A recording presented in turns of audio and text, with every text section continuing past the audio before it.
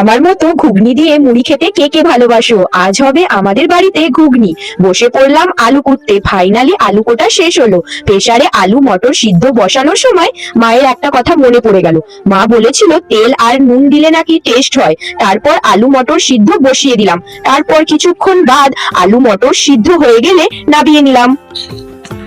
জানো তো বন্ধুরা, আমি জাদু জানি। জাদু করে আনাজগুলো কুটে নিলাম।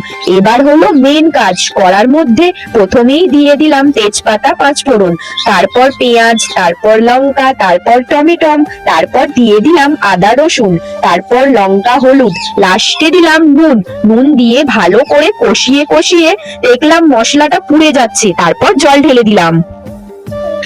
ঘুগনিটা কিছুক্ষণ ফোটার পরে ধনেপাতাটা দিয়ে দিলাম। তারপর ধনেপাতাটা দিয়ে নাবিয়ে নিলেই রেডি ঘুগনি। আজকের ভিডিওটা এই পর্যন্তই। দেখা হচ্ছে পরের ভিডিওতে। বাই।